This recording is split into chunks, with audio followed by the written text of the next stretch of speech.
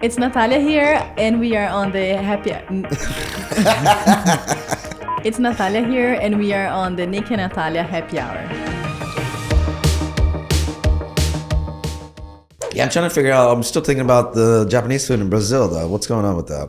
Okay, so the thing is, I'm going to Brazil next month. Yeah. And as everyone knows, Brazil has the best food in the world. Well, I'm Brazilian, of course. Yeah. You're a little biased, but yeah. Yes.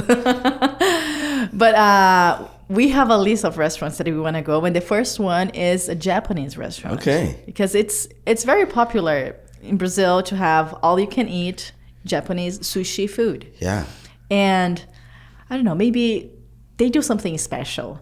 Like for example, here we see a lot of sushis with avocado. Yeah. And in Brazil, we use a lot of mango. Mango. Okay. So it has a different, a different touch. A little twist. Yes. Or there's a few other ones that's very special with truffle, like truffle oil or something yeah. So I love it. So I'm assuming seafood's big over in Brazil. It's big, yes. So it's beef, right? In Brazil, we do a lot of barbecue. Mm-hmm. So barbecue is a thing that it's a must-do, a must-have, and you have to try it because it's pretty popular. Yeah. You still haven't been to Fogo de Chão, right? I did. Oh, okay. Yeah, so Texas de Brazil? Not yet. Texas de Brazil, I think, has better meats. Well, I'm just waiting for you to invite me. Okay, let's go. Yeah, we need to go there. Yeah. We made those little rolls. What are they called? The cheese bread. Cheese bread. Yeah. Did you made it? We made it. It has stunk up the whole place. I mean, it's got because it's got the sour tapioca flour. Yes. I think it's stinky a little bit. Stinky? Yeah. Does yours turn out? But ours turned out hollow in the middle. No, it was pretty good. Ours, yeah. It's a good recipe. It was a good recipe. Yeah, I liked it. It's just they came out hollow in the middle. You know what I'm talking about? Yeah, I went to Fogo de Chão last week. First time? No. Yeah. Because I was missing the Brazilian barbecue. Oh wow. Yes. So Texas Brazil has better meats. I heard about it. Yeah. I need to try it. The rolls are better at Fogo de Chão, but the meats are better at Texas Brazil. Well, we go for the meat, not for the meat. Yeah, for the I go for both, but yeah. Yeah, we'll have to try it out when you get back. Yeah. What is your best restaurant? If you say like your top 2 restaurant, if you Texas de Brazil is one of them. I always like Texas de Brazil and Fogo de Chão. I alternate. And then my second favorite is Kenny's Italian in Addison. Okay, Italian. Yeah, they allow you to like pick one dish and then do half and half. Okay. And like if it's got 3 items, then they'll let you do a little bit of each, like a sampler. They'll let you substitute like spaghetti for pasta carbonara. Okay. If you get like chicken piccata, you can do half chicken piccata, half chicken marsala, that sort of thing. But it's our go-to. I love that place. Oh wow. All the Kenny's restaurants are really good. Okay. Kenny's Grill in Addison is good. Kenny's Italian is good. Kenny's Burger is really good. Oh wow, good to know. Yeah, Matt and I actually went to Kenny's Burger. It's really good. It's over here by HEB. Okay, I have to go to these places. I always go to the same ones, which is of course Fogo de Chão, the Brazilian barbecue. Yeah. But I do love more like a French cuisine. Oh really? Yes. I don't think I've ever been to a French restaurant. Which one do you go to? There's one in Legacy West called Toulouse. Oh yeah, I've been to Toulouse actually. Yeah, Toulouse is pretty good. It's good? Yes. Okay. And if you go on the weekends, like on Friday, Saturday, they have like live music, like someone playing the piano. Oh, wow. It's pretty nice. Is it fancy? Kind of. Okay. Yeah. Yeah, what do you eat there? Mussels. Mussels? Yes. How about escargot? Yes. What is it? Escargot is snails, right? Yeah, escargot, and it's good as well. Or the onion soup.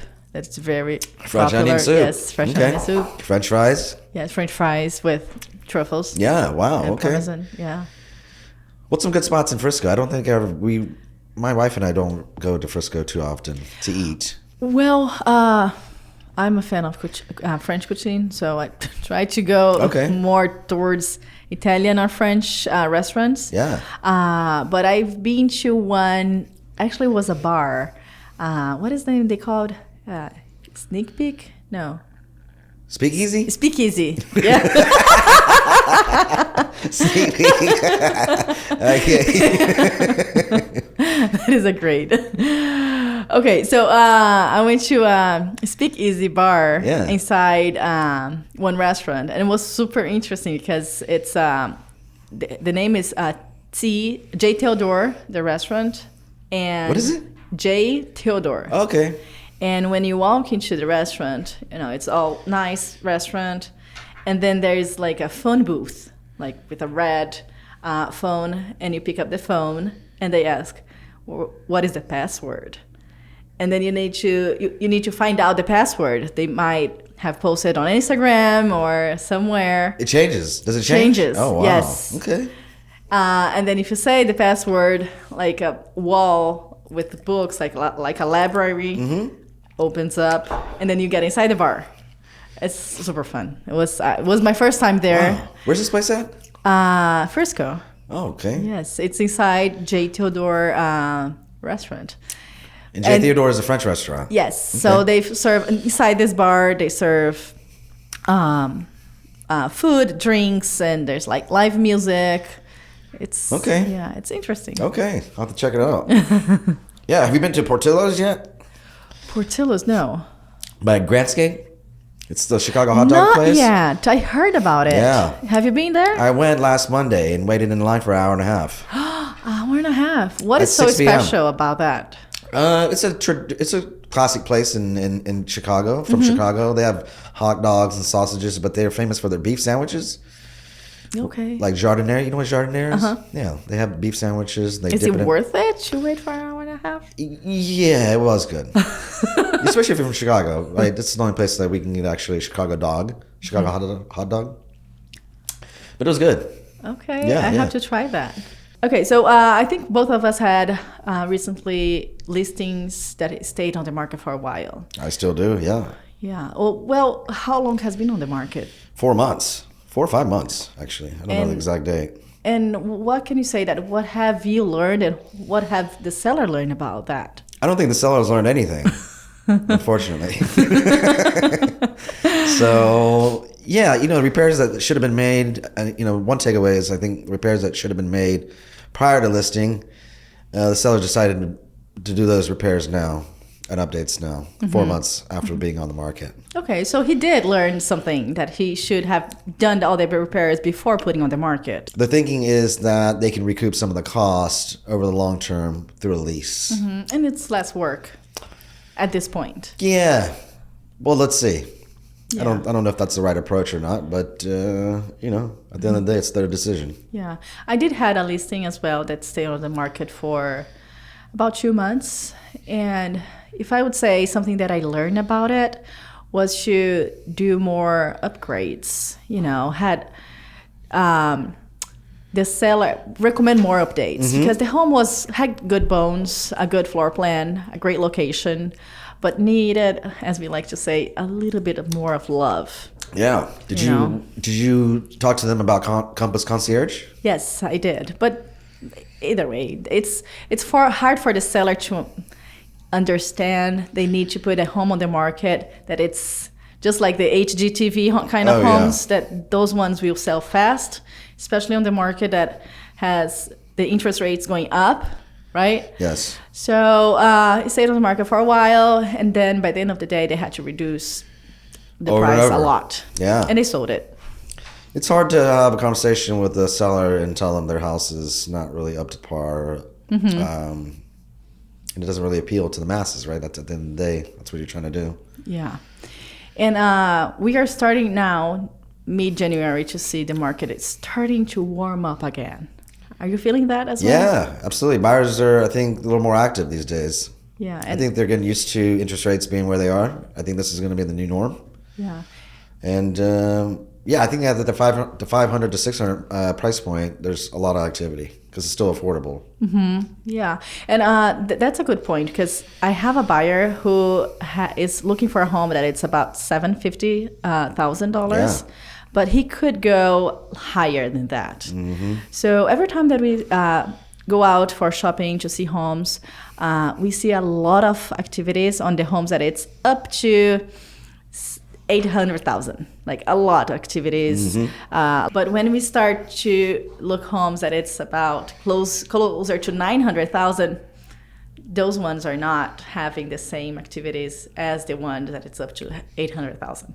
So there is a range of the price. Yep. The market it's very active right now. Yeah, I think there's deals to be had, especially like you mentioned, the homes that are above 900,000, right? They're not seeing as much activity, so it's an opportunity to potentially get a good deal. Yes, and we are not seeing a lot of homes that it's fully remodeling on the market. We are seeing homes that needs more love. Yeah, I would say investors are kind of in a holding pattern right now because of the shifting market, right? Homes that are purchased today, investors' mindsets are, what are they going to be worth 3 months down the road when the renovations or updates have been completed? So I think investors are kind of in a holding pattern to see where the market goes. So you may not be seeing those renovated homes, those newly renovated homes. So, but on the other side, if I had money, I would love to buy a lot of homes that it's sitting on the market, like in great location, great floor plan. I would, every time that I walk into a home that I see like very good potential, like, oh my God, this home is like, if I could remodel this home, it would be amazing. Do you like the design aspect of remodeling? Or I do. Renovations? I do. So either way, I think investors has this, it's holding off to invest on new homes for remodeling. But on the other side, has a lot of opportunities right now. Yeah, I think we're going to see, because of job insecurity, I think we're going to see a lot of homes come to the market. Investor opportunities, rental portfolios, institutional. So I just read recently that 28% of all home sales are purchased by investors. Oh, really? Right now, institutional investors. So, that tells me that, hey, these guys are gearing up for something really big. And if you're an investor, I think you should as well. So let's see. We mentioned about that we are seeing more activities on the market. Yeah. And I see a lot of homes in great locations with multiple offers now. It's back. Yeah, again, I think there's not enough homes on the market. So that's why we're kind of seeing, there's more buyer activity, of course, right? You and I both have seen that. And I think, again, we're at very low inventory right now, especially in the Dallas market. Yeah. So I think there's going to come a time, especially this summer, where there could be, multiple offer situations on a lot of homes. Yeah. But we'll see. Do you think interest rates will go down? No, I think we're going to stay around what they are now, between, the high fives, low sixes. I think this is going to be the new norm. And again, I think buyers are starting to understand that this is where we're at. So, and the cost of home ownership goes up year after year, right? So I think, if you're in the market to buy, now's a good time. For a buyer who is looking to buy right now and see the interest rates more kind of a flat piece, like 5, 6, should they wait, or should they just... You should never wait. Never wait, right? Yeah, I shouldn't try to time the market, because we just don't know where the market's going to be, right? And again, historically, year over year, the cost of ownership rises. So people always say, hey, I wish I would have bought last year. Yes. Right? Yes. And people will continue to say that. So if you're in the market to buy, I would say just move forward. Just move forward. Yeah. Yeah. Have you heard about ChatGPT? Yes. So what is that about? It's like a robot version of Google. Anything you would type in there, they're going to spit out something good and valuable. What do you use for? I used it to train a virtual assistant. Train a virtual assistant? Yes. They created a standard SOP. You know what SOP is? Yes. Yeah, it created an SOP for me. Wow. Yeah, so I wanted somebody to manage my email, my calendars, potentially manage some social media postings and that sort of thing. And so it spit it all out. And then I also needed a formula to use in Excel to scrape some data, to clean up some data, and it spit that out as well. That's amazing. It's pretty wild. Yeah. I use it just for like a few things to try it. Yeah? Like write a post on Instagram about first-time home buyers. Yeah, it'll give you content, subject line. It'll give you content. Yeah, all the hashtags and everything. And since I'm bilingual, I wanted to. I always post in Portuguese and English, so right away, like translate to Portuguese. And it's not the kind of translation that you see on Google Translator. It's actually, how I would translate Like conversational. Conversational, yes. Oh wow! So it's not like yes, because I've used Google Translate for Spanish, but it does. I think it's no. They translate for like word by word, Yeah. and on that they actually give you, the conversation itself, how it sounds more natural. Okay. On this artificial intelligence. Okay. I think I'm amazed about that. I need to use more. It's pretty often. accurate then. So you've tested it out on Portuguese. Yes. Portuguese. Yes. Yes. And Kia also tested on Persian. Okay. Yes, and he said it's accurate. Like conversational. Yes. Wow. Okay. One of my goals is to learn Spanish this year, so I think I may use ChatGPT to learn Spanish. To learn it, yeah. That'd be a great it, idea. right? Well, I don't know if they'll teach it, but they'll for sure answer everything that you want to know. I guess that'll work. Yeah. What else have you used for it? Well, not much. I need to use more often. I noticed that the website is a little bit busy now. Yeah, it's not always available, right? It's not always available. Yes, I think every time that I really want to use, it's busy. Yeah. And I think they might not be free anymore. Because today it's an available tool. Like you can go on their website, do a login, and I think it's still in beta. Yeah. Beta mode, right? It's at beta mode. So Yeah. let's see. My husband was watching a lot of YouTube videos about ChatGPT, and it's massive. It's pretty much to do anything. There is an right? article. They are saying by 2025, 80% of most of the content on the internet will be produced by GPT intelligence. Like AI? Yes. Wow. Artificial intelligence. You could probably use the right code in SAP. Maybe. Has he tried? Maybe. No. He's more on the sales side, right? Yes. Okay. That's good. Yeah. Scary. Are you scared? No, I'm not scary. I'm excited. I'm excited for. People should be scared, I think. No, I'm excited for what's coming next. Yeah. I love this kind of technology, and I think it's always for the better. I'm a more positive person. Okay. You're pro technology. Yeah. What are your goals for 2023? Yeah, I have a lot of them. I did a vision board this year. Oh, you did? Yeah, I did a vision board. I did a 5-year plan, and then I did a 1-year plan. Okay. Yeah, one of those is learning how to speak Spanish or becoming more fluent in Spanish. Okay. I know a little bit. That was one of my goals. Get outside more is another one of my goals, like on a daily basis. Nature. Obviously, I have some health goals. I need to lose a few lbs.